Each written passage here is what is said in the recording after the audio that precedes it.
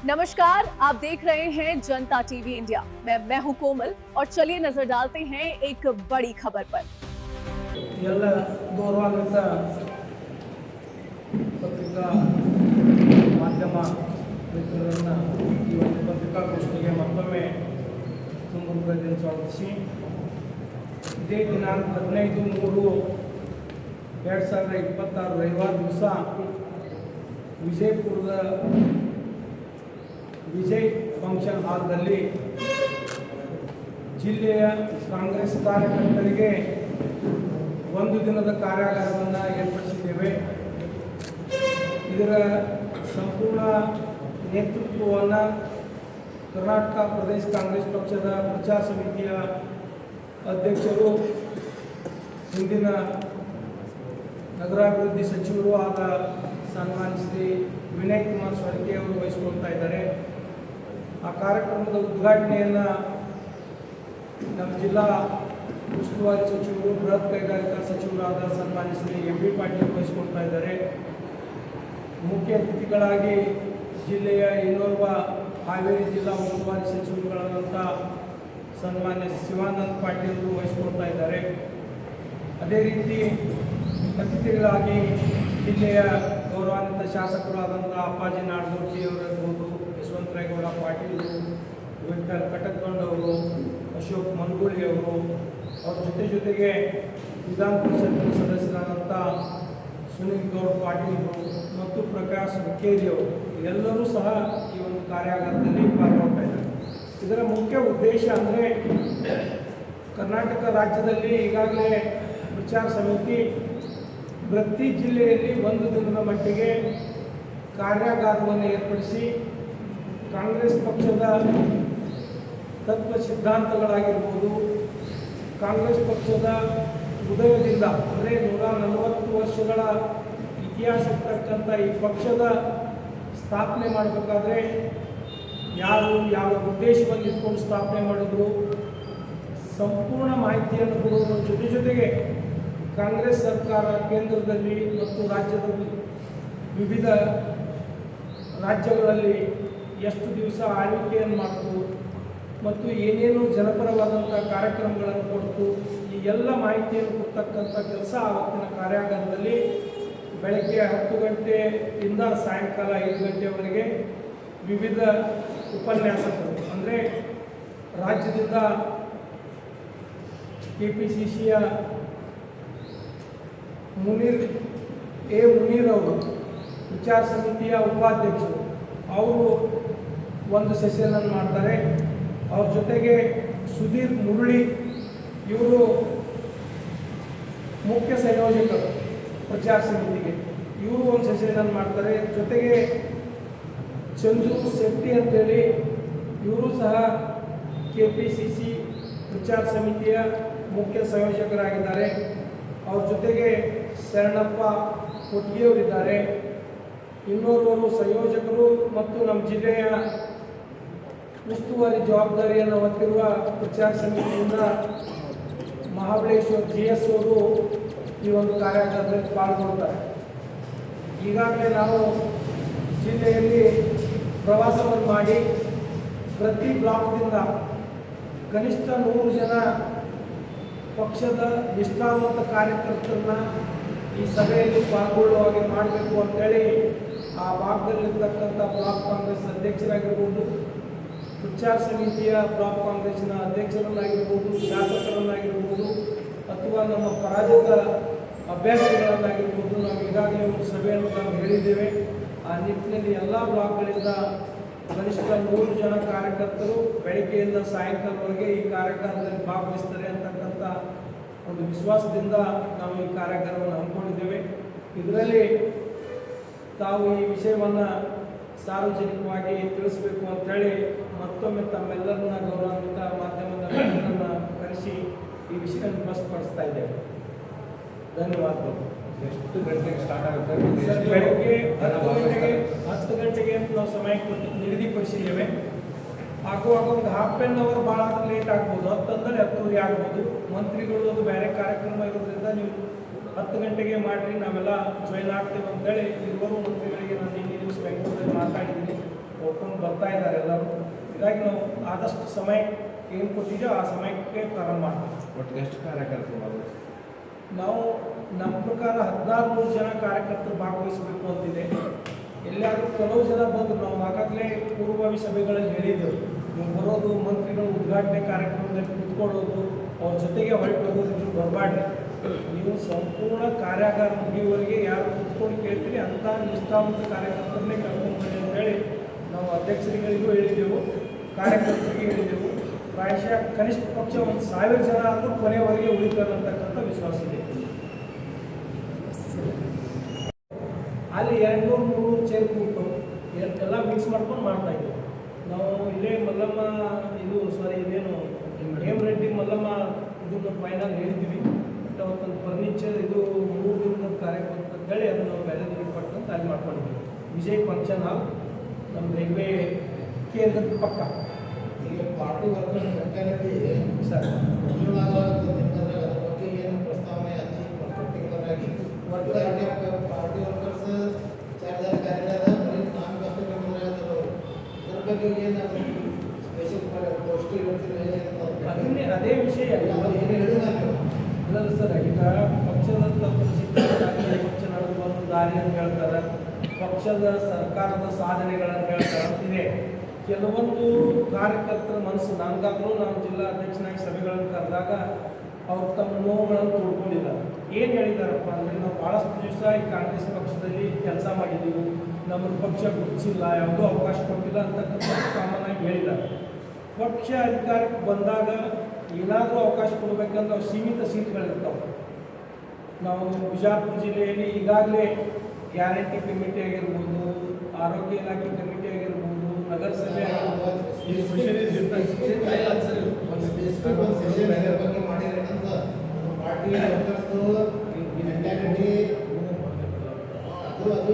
ಅಲ್ಲಲ್ಲ, ಕಾರ್ಯಕರ್ತರಲ್ಲಿ ಆ ರೀತಿ ಭಾವನೆ ಇಲ್ಲ. ನಮ್ಮ ಕಾರ್ಯಕರ್ತರಲ್ಲಿ ಯಾವುದೇ ರೀತಿ ಆ ರೀತಿ ಭಾವನೆ ಇಲ್ಲ. ನನಗೆ ತಿಳಿದ ಮಟ್ಟಿಗೆ ನಮ್ಮಲ್ಲಿ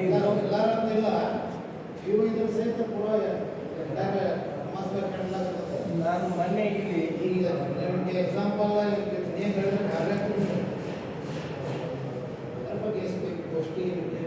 ಅಲ್ಲ, ನಾನು ಮೊನ್ನೆ ಒಂದು ಪೂರ್ವಭಾವಿ ಸಭೆ ಕರೆದೆ ಎಲ್ಲ ಬ್ಲಾಕ್ ಅಧ್ಯಕ್ಷರು, ಮುಂಚೂಣಿ ಘಟಕದ ಅಧ್ಯಕ್ಷರು. ಅವತ್ತು ಈ ಮಾತನ್ನು ತಮ್ಮ ಏನು ಅಭಿಪ್ರಾಯ ಇದೆ ಅದು ಸ್ಪಷ್ಟವಾಗಿ ಹೇಳಿದ್ದೀವಿ. ಯಾರು ಪಕ್ಷ ವಿರೋಧಿ ಮಾತನಾಡುವವರು ಪಕ್ಷದ ಸಭೆಯಲ್ಲಿ ಕೂತು ಹೊರಗೋಗಿ ಲೇಡಿ ಅದರಲ್ಲ, ಲೇಡಿ ಮಹಿಳಾ ಕಾಂಗ್ರೆಸ್ ಯಾರು ವಿವಾದ ಮೈನಾರಿಟಿ ಅಂತ ಯಾರು ಇಲ್ಲ ರೀ, ಅವ್ರು ಒಳ್ಳೆ ಕೆಲಸ ಮಾಡಬೇಕಂತ ಯಾರು ಡಿವೈಡ್ ಆಗ್ಯಾವ ಇದ್ರಾಗೆ ಮಹಿಳಾ ಕಾಂಗ್ರೆಸ್ದಾಗ ಯಾರು ನಿಮ್ಮ ಡಿವೈಡ್ ಆಗ್ಯಾವ ಅವ್ರಿಗೆ ಏನೂ ಕೋಪರೇಷನ್ ಇಲ್ಲ ನಿಮ್ಮ ಅವರಿಂದ. ಇಲ್ಲ ಅವ್ರಿಗೆ ಎಲ್ಲ ರೀತಿ ಹಿಂದಿನ ಅಧ್ಯಕ್ಷರಿಗೆ ಅವರಿಗೆ ಭಿನ್ನಾಭಿಪ್ರಾಯ ಇದೆ ರೀ, ಪಕ್ಷದೊಳಗಿಲ್ಲ. ಹಿಂದಿನ ಅಧ್ಯಕ್ಷರನ್ನು ತೆಗೆದು ಹಾಕಿದ್ದಕ್ಕಾಗಿ ವೈಯಕ್ತಿಕವಾಗಿ ಹಿಂದಿನ ಅಧ್ಯಕ್ಷರು ಅವರು ಇರುವವರೇ ಇದ್ದು ಅವ್ರಿಗೆ ಪಕ್ಷಕ್ಕಲ್ಲ, ಪಕ್ಷದ ಎಲ್ಲ ಕಾರ್ಯಕರ್ತರು ಅವ್ರಿಗೆ ಸಹಕಾರ ಕೊಡ್ತಾ ಇದ್ದೀವಿ. ಇದರಿಂದ ಪಕ್ಷ ಕೊಡ್ತಾ ಬಿಡಲ್ವಾ ಸರ್? ಇಲ್ಲ ಮೇಡಮ್, ಒಬ್ಬರು ಏನಾದರೂ ಮಾಡಿದ್ರೆ ಅವ್ರಿಗೆ ಕನ್ವಿನೆನ್ಸ್ ಮಾಡಿದ್ದೆವು. ನೀವು ಮಾಡಿದ್ದೀರಿ, ನಿಮ್ಮ ಅವಧಿ ಮುಗಿದಿದೆ, ಹೀಗಾಗಿ ನಾವು ಬೇರೆದವರಿಗೆ ಪಕ್ಷ ಕೊಟ್ಟಿದೆ, ಅದಕ್ಕೆ ನೀವು ಸಹಕಾರದಿಂದ ಹೋಗಬೇಕು ಅಂತ ಹೇಳಿದ್ದೆವು. ಆಯ್ತು ರೀ ಸರ್ ಅಂತೇಳಿ ಅವರು 1-2 ಸಭೆಗಳನ್ನು ಅಟೆಂಡ್ ಆದರು. ಇತ್ತಿತ್ತಲಾಗಿ ಅವ್ರು ಬರ್ತಾ ಇಲ್ಲ. ಬಟ್ ಈಗ ಹೊಸದಾಗಿ ಮಹಿಳಾ ಅಧ್ಯಕ್ಷರು ಭಾಳ ಆಕ್ಟಿವ್ ಆಗಿ ಎಲ್ಲ ಯಾವುದೇ ನಿಮ್ಮ ಪತ್ರಿಕಾಗೋಷ್ಠಿಯಲ್ಲಿ ಅಧ್ಯಕ್ಷರೇ ಮಹಿಳಾ ಅಧ್ಯಕ್ಷರನ್ನ ಎಲ್ಲಿ ತಗೊಂಡಿದ್ದು ಉದಾಹರಣೆ ಇದೆಯಾ? ಇಲ್ಲ ಸರ್, ಇಲ್ಲಿ ಯಾಕೆ ಈಗ ಈ ಪತ್ರಿಕಾಗೋಷ್ಠಿಗೆ ಮಹಿಳಾ ಅಧ್ಯಕ್ಷರು ಯಾಕೆ ಇರಲಿಲ್ಲ? ಯಾವುದೇ ಮುಂಚೂಣಿ ಘಟಕದ ಅಧ್ಯಕ್ಷರಿಲ್ಲ. ಅದೇ ನಾನು ಕೇಳ್ತಾ ಇದ್ದೀನಿ, ಜಿಲ್ಲಾಧ್ಯಕ್ಷರು ಮಹಿಳಾ ಜಿಲ್ಲಾಧ್ಯಕ್ಷರನ್ನ ಕರೆಸೋದಿಲ್ಲ, ಕೇಳೋದಿಲ್ಲ, ನಮ್ಮನ್ನ ನಿರ್ಲಕ್ಷ್ಯ ಮಾಡ್ತಾ ಇರೋದು ಆಂತರಿಕವಾಗಿ ಚರ್ಚೆ ನಡೀತಾ ಇದೆ ಕಾರ್ಯಕರ್ತರಿಗೆ.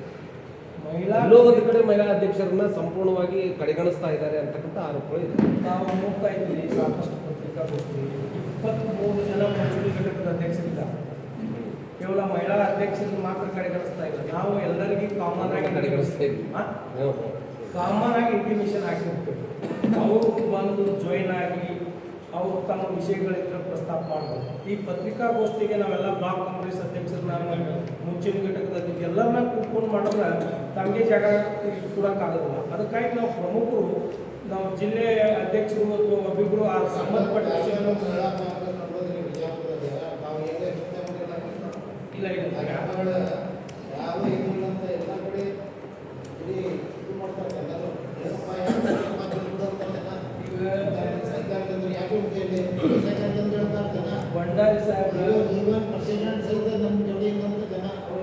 ಅವ್ರಿಗೆ ಇಲ್ಲ ಜನ ಅವ್ರ ಜೊತೆ ಇರಬೇಕಂದ್ರೆ ಏನು ನಮ್ಗೆ ಅರ್ಥ ಆಗ್ತಾ ಇಲ್ಲ. ನೀವು ಪಕ್ಷದ ಕಾರ್ಯಕ್ರಮದಲ್ಲಿ ಏನಾದರೂ ಅವರು ವಿರೋಧ ಅಥವಾ ಈಗ ಕರ್ದಲ್ಲಿ ಭಾಗವಹಿಸಿಲ್ಲ ಇಂಥವೇನಾದರೂ ಇದ್ರೆ ಹೇಳಿ. ಒಂದು ಸೆಕೆಂಡ್, ಮೊನ್ನೆ ಗ್ಯಾಸ್ ಕುರಿತಾಗಿ ಒಂದು ಪ್ರತಿಭಟನೆ ಜಿಲ್ಲಾ ಅಧ್ಯಕ್ಷರು ಮಾಡಿದ್ರು. ಹೌದು, ತಾವ್ಯಾಕೆ ಇರಲಿಲ್ಲ ಅಲ್ಲಿ? ನಾನು ಊರಲ್ಲೇ ಇರಲಿಲ್ಲ. ಆಯ್ತು, ಇನ್ನು ಉಳಿದು ಟಪಾಲ್ ಅವರು ಇರಲಿಲ್ಲ. ಅವ್ರು ಇವ್ರಿಗೆ ಆಹ್ವಾನ ಮಾಡಿಲ್ಲ. ನಾನು ಕೇಳ್ತಾ ಇದ್ದೀನಿ. ಇಲ್ಲಲ್ಲ, ನಾನು ಅಲ್ಲಲ್ಲ, ಅದ್ರ ಅರ್ಥ ನೀವು ಸಂಪೂರ್ಣವಾಗಿ ಎಷ್ಟು ಜನ ಕಾಂಗ್ರೆಸ್ ಕಾರ್ಯಕರ್ತರಿದ್ದಾರೆ, ಎಷ್ಟು ಜನ ಲೀಡರ್ಸ್ ಇದ್ದಾರೆ?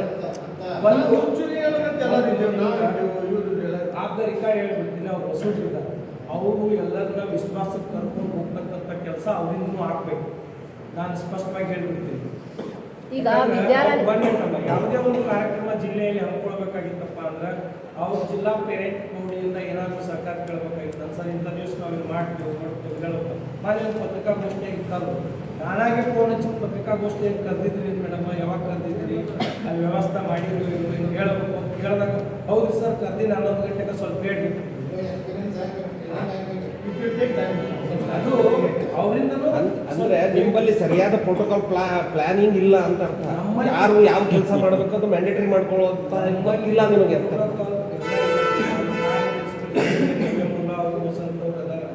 ಅವ್ರು ಯಾವುದೇ ಕಾರ್ಯಕ್ರಮ ಇದ್ರು ಎಲ್ಲರಿಗೂ ಹೇಳಿ ತಿಳಿಸಿ ಕಾರ್ಯಕ್ರಮಗಳನ್ನು ಮಾಡ್ಸಕ್ಕೆ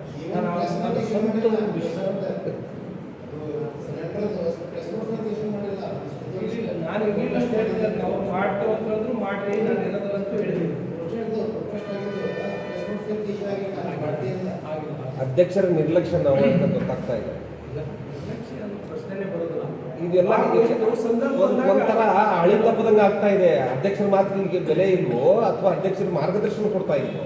ಹಂಗೇನಿಲ್ಲ, ಏನು ಮಾಡಿದ್ರೆ ನಾವು ಹೇಳಿ. ಯಾವತ್ತೂ ಪತ್ರಕರ್ತರ ಬಂಧುಗಳಿಗೆ ವಿಷಯಗಳನ್ನು ಈಗ ತಾನೇ ನಮ್ಮ ಜಿಲ್ಲಾ ಅಧ್ಯಕ್ಷರಾದ ಪ್ರಸ್ತಾಪಿಸಿದ್ದಾರೆ. ಯಾಕಂದರೆ ಕಾರ್ಯಾಗಾರ ಇದೊಂದು ವರ್ಕ್ಶಾಪ್ ನಮ್ಮ ಕರ್ನಾಟಕ ಪ್ರದೇಶ ಕಾಂಗ್ರೆಸ್ ಕಮಿಟಿಯ ಪ್ರಚಾರ ಸಮಿತಿಯ ಘಟಕದಿಂದ ಆಗುತ್ತದೆ. ಇದು ಒಂದು ಮೊದಲನೇ ಸಲ ಬಿಜಾಪುರ ಜಿಲ್ಲೆಯಲ್ಲಿ ಇದಕ್ಕಿಂತ ಮೊದಲು ಕಾರ್ಯಾಗಾರ ಆಗಿಲ್ಲ. ಬಹಳ ದಿನಗಳಿಂದ ನಾವು ಕಾರ್ಯಾಗಾರ ಮಾಡಬೇಕು ಸರ್, ಯಾಕಂದ್ರೆ ಕಾರ್ಯಾಗಾರಗಳು ಹೆಚ್ಚಿನ ಎಲ್ಲ ಬೆಂಗಳೂರಿಗೆ ಆಗ್ತವೆ. ಮೊದಲನೇ ಸಲ ಬಿಜಾಪುರ ಬರಬೇಕಂದಾಗ ವಿನಯ್ ಕುಮಾರ್ ಸರ್ಕೆ ಸಾಹೇಬ್ ಅಧ್ಯಕ್ಷರು ಅದನ್ನು ವಿನಮ್ರವಾಗಿ ಇದು ಮಾಡಿಕೊಂಡು ಎಲ್ಲ ಒಂದು ಟೀಮ್ ಇದೆ. ಬರೀ ವಿನಯ್ ಕುಮಾರ್ ಸರ್ಕೆಯವರನ್ನ ಎಲ್ಲೇ ಕಾರ್ಯಾಗಾರ ಆದರೆ ಈ ವಿಷಯದ ಬಗ್ಗೆ ಪ್ರಚಾರ ಸಮಿತಿ ಅಂದರೆ ಕೇವಲ ಇಲೆಕ್ಷನ್ ಬಂದಾಗಷ್ಟೇ ಪ್ರಚಾರ ಮಾಡೋಕ್ಕೆ ಪ್ರಚಾರ ಸಮಿತಿ ಇರಲಿಲ್ಲ. ಇಡೀ ವರ್ಷ, ಇಡೀ 5 ವರ್ಷ ನಮ್ಮ ಸರ್ಕಾರದ 5 ವರ್ಷ ಮುಂದಿನ ಇಲೆಕ್ಷನ್ ಒಳಗೆ ದಿನನಿತ್ಯದ ಕೆಲಸ ನಡೀತಿರ್ತಾವೆ KPCCಯಲ್ಲಿ. ಅದರ ಒಂದು ಭಾಗವಾಗಿ ಬಿಜಾಪುರ ಜಿಲ್ಲೆಯಲ್ಲಿ ಇವತ್ತು ನಾವು ಮಾಡ್ತಾ ಇದ್ದೇವೆ. ಒಂದು ಎಲ್ಲ ಜನಕ್ಕೆ ತೊಂದರೆ, ನಾವು ಹೇಳ್ದಂಗೆ ಅವ್ರಿಗೆ ಬಿಟ್ಟು ಏನಿಲ್ಲ. ಕಾಂಗ್ರೆಸ್ನ ಜಿಲ್ಲಾ ಕಾಂಗ್ರೆಸ್ ಒಂದಿದೆ, ಸಣ್ಣ ಪುಟ್ಟು ಇದು ಇರ್ತಾವೆ, ವೈಯಕ್ತಿಕವಾಗಿರ್ತಾವೆ. ಅದಕ್ಕೆ ನಾವು ಯಾವುದೇ ಹೆಚ್ಚು ಲಕ್ಷ್ಯ ಕೊಡಲಾರ್ದೆ ಪಕ್ಷವನ್ನು ಮುಂದುವರಿಸ್ತೀವಿ. ವಿಶೇಷವಾಗಿ ಕಾರ್ಯಾಗಾರದ ಅರ್ಥ ಏನಪ್ಪ ಅಂತಂದರೆ ಅದರಲ್ಲಿ ಕೆಲವೊಂದು ಭಾಗದ ಮ್ಯಾಗ ಅಲ್ಲಿ ಬೇರೆ ಬೇರೆ ಮಾಡ್ಯಾರ. ನಮ್ಮ ಭಂಡಾರಿ ಸಾಹೇಬರು ಒಂದು ವಿಷಯ ಒಂದು ಕುಟುಂಬ ಭಾವನೆ ಮೂಡುತ್ತಿದೆ ಅಂತ ಇದರಲ್ಲಿ ಅದರ ಬಗ್ಗೆ ವಿಶೇಷವಾಗಿ ಅದರ ಬಗ್ಗೆ ಮಾತಾಡ್ತಾರೆ. ಅದನ್ನು ಅವ್ರಿಗೆ ಹೇಳಿದ್ದಾರೆ ವಿಸ್ತಾರವಾಗಿ 45 ಮಿನಿಟ್ಸ್ ಅಂತ ಒಂದು ಇದು ಇರುತ್ತೆ.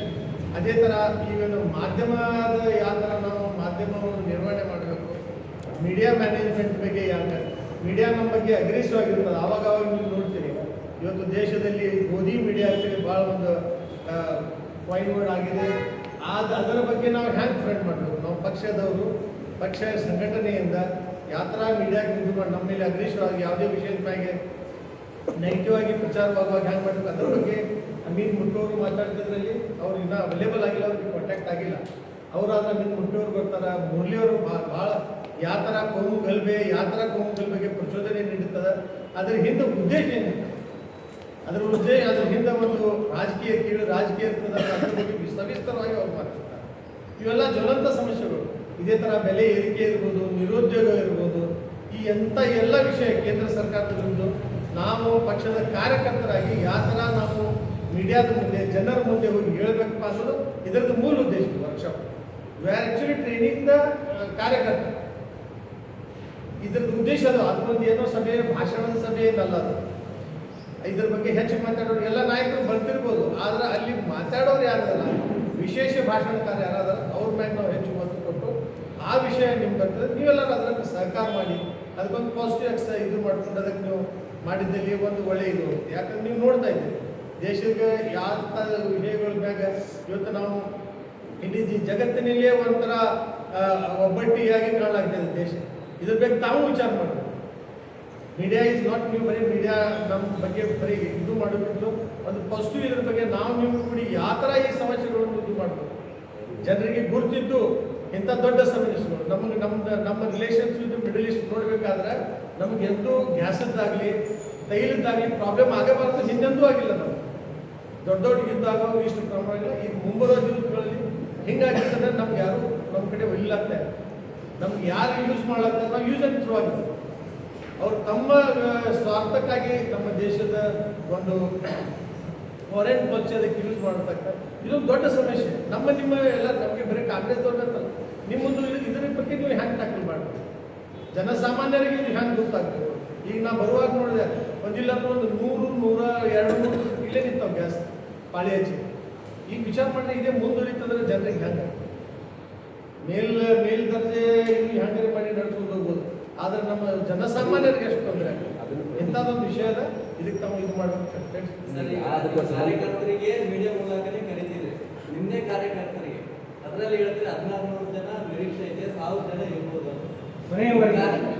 ಕೊನೆಯವರೆಗೂ ಇರ್ಬೋದು ಅಂತ. ನಿಮ್ಮ ಕಾರ್ಯಕರ್ತರಲ್ಲಿ ಆ ಪ್ರಬುದ್ಧತೆ ಇಲ್ಲ, ಇನ್ನು ಮೀಡಿಯಾಗೆ ಹೇಳಿ ನೀವೇನು ನೋಡ್ರಿ. ಅಲ್ಲ, ಮೀಡಿಯಾಕ್ಕೆ ಒಂದು ನಿಮಿಷ ಸರ್ ಪ್ರಶ್ನೆ ಕೇಳಿದ್ರಲ್ಲ, ಇನ್ನೊಂದು ಪ್ರಶ್ನೆ ಇದೆ. ಒಂದು ಮೀಡಿಯಾ ಕಮ್ಯುನಿಕೇಷನ್ ಬರೀ ಮೆಸೇಜ್ ಹಾಕಿ ಕೈ ಬಿಡ್ತೀರಿ, ಸರಿಯಾದ ಮಾಧ್ಯಮದವರಿಗೆ ವ್ಯವಸ್ಥೆ ನೀವು ಮಾಡೋಂಗಿಲ್ಲ. ಮಾಧ್ಯಮದವರು ವ್ಯವಸ್ಥೆ ಮಾಡಿದ್ರೂ ಕೂಡ ನೀವು ಕಾರ್ಯಕರ್ತರಲ್ಲಿ ಬರೋದ್ರಲ್ಲಿ ವಿಳಂಬ ಮಾಡ್ತೀರಿ. ನಮ್ಗೆ ತಾಸುಗಟ್ಟಲೆ ನಿಮ್ಮನ್ನು ಕೈಕೊಂಡು ಕೊಡೋಕೆ ಆಗಲ್ಲ. ನಮ್ಗೆ 10 ಗಂಟೆಗೆ ಹೇಳಿರಿ ಅಂದ್ರೆ 10 ಗಂಟೆಗೆ ಪ್ರೆಸ್ ಮೀಟ್ ಸ್ಟಾರ್ಟ್ ಆಗುತ್ತೆ. ಆ ದೃಷ್ಟಿಕೋನದಲ್ಲಿ ಮಾಧ್ಯಮ ಜೊತೆ ನಿಮ್ಮದು ಇದು ಸರಿ ಇಲ್ಲ, ಕಮ್ಯುನಿಕೇಷನ್ ಸರಿ ಇಲ್ಲ. ಇದು ಎಲ್ಲಿ ನಿಂದ ಹೇಳಿದ್ರೆ ಹೇಳ್ತೀವಿ ನಾವು. ಇದು ಸರಿಪಡಿಸ್ಕೊಂಡು ಒಂದು ಎರಡನೇದು ನಿಮ್ಮಲ್ಲಿ ಹೇಳ್ತೀರಿ. ಈಗ ನೀವು ಮೊನ್ನೆ ಗ್ಯಾಸ್ ಕುರಿತಾಗಿ ಕಂಪ್ಲೀಟ್ ಪ್ರೊಟೆಸ್ಟ್ ಮಾಡೋದಲ್ಲಿ ಎಷ್ಟು ಜನ ಇದ್ರಿ ಸರ್? 60ರಿಂದ 70 ಜನ ಇದ್ರಿ. ಜಿಲ್ಲೆಯಲ್ಲಿ ಕಾಂಗ್ರೆಸ್ ಕಾರ್ಯಕರ್ತರು 70 ಜನ ಇದ್ದಾರೆ. ನನ್ನ ಕಮ್ಯುನಿಕೇಶನ್ ನಿಮ್ಮ ಪಕ್ಷದಲ್ಲೇ ನಿಮ್ಮ ಕಾರ್ಯಕರ್ತರ ಬಲ್ಲೇ ಕಮ್ಯುನಿಕೇಶನ್ ಇಲ್ಲ. ಯಾಕಂದ್ರೆ ಇದು ಇಶ್ಯೂ ಇದು ನಾಟ್ ಸಣ್ಣ ಇಶ್ಯೂ ಅಲ್ಲ. ಇದು ಗ್ಯಾಸಿನ ಕುರಿತಾಗಿ ಸಣ್ಣ ಇಶ್ಯೂ ಅಲ್ಲ. ಸುಮಾರು ಜನ ಕಾರ್ಯಕರ್ತರನ್ನ ಕರ್ಕೊಂಡ್ಬಂದ್ರೆ ನಮಗೂ ಸುದ್ದಿ ಮಾಡ್ಲಿಕ್ಕೆ, ನಮಗೂ ಸುದ್ದಿ ಇದು ಮಾಡ್ಲಿಕ್ಕೆ ವಿಷಯ ಸಿಗ್ತದೆ.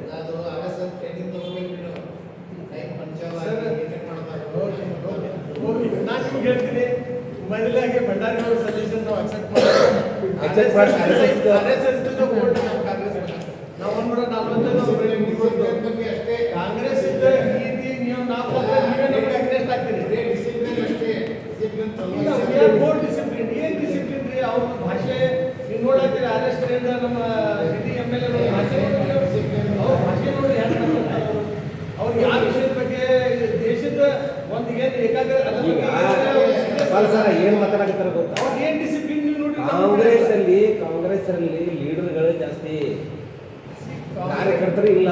ಆ ದೃಷ್ಟಿಕೋನ ಎಲ್ಲರೂ ಬರ್ತಾರೆ. ಬ್ಯಾನರ್ ಕಟ್ಟಬೇಕು ಅಂತಂದ್ರೆ ಟಾರ್ಚ್ ಹಂಗೆ ಹಾಕೊಂಡೆ ನಾಯಕರಿಲ್ಲಾರ್ದೆ ಯಾವುದೋ ಪಕ್ಷ ಆಗಲಿ, ನಾಯಕರಿಲ್ಲಾರ್ದೆ ಯಾವುದೋ ಪಕ್ಷ ಅಲ್ಲ, ನಾಯಕ ಸಿಕ್ಕಾಪಟ್ಟೆ ಕಾರ್ಯಕರ್ತರಾಗಿ ಇಲ್ಲಿ ಎಲ್ಲರೂ ಅದಾರ. ಈಗ ಅವ್ರು ನಾಯಕರದಾರ, ಅವ್ರು ಏನು ಕಾರ್ಯಕರ್ತ ಅದಾರ.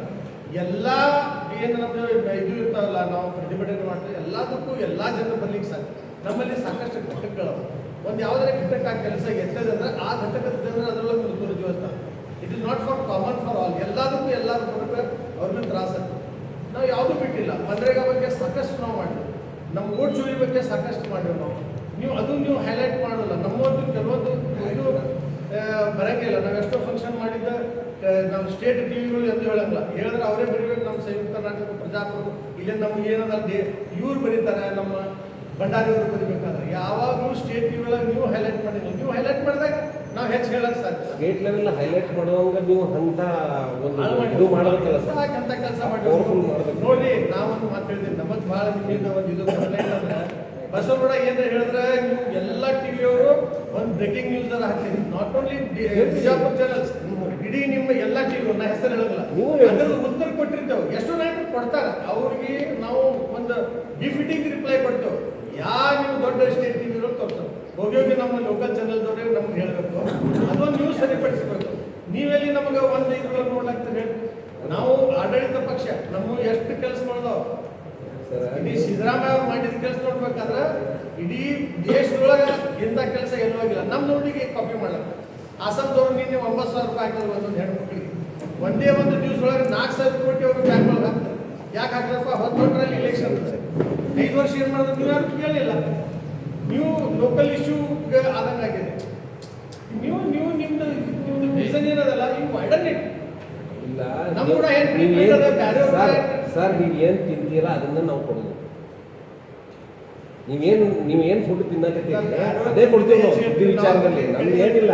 ನಿಮ್ಮ ಮೇಲೆ ಕಾರಣ ಇದೆ. ನೀವು ಹೆಂಗೆ ಈ ಪತ್ರಿಕಾಗೋಷ್ಠಿ ಇದಕ್ಕೆ ಸ್ಪಷ್ಟೀಕರಣ ಈಗ ಅಧ್ಯಕ್ಷರು ಹೇಳಿದ್ರು. ಪಾಯಿಂಟ್ ಆಫ್ ಅಧ್ಯಕ್ಷರೇನು ಹೇಳಿದ್ರು, ಇಬ್ಬರು ಮಹಿಳಾ ಅಧ್ಯಕ್ಷರ ನಡಬರ್ಕ ಗೊಂದಲದ ವಾತಾವರಣ ಇದೆ ಅನ್ನೋದು ಸ್ಪಷ್ಟವಾಗಿ ಒಪ್ಕೊಂಡ್ರು. आप सभी दर्शकों का दिल से धन्यवाद कि आपने हमारे साथ जुड़े और इस खबर को सुना। अगर आपको ये जानकारी महत्वपूर्ण लगी हो तो कृपया हमारे चैनल को सब्सक्राइब करें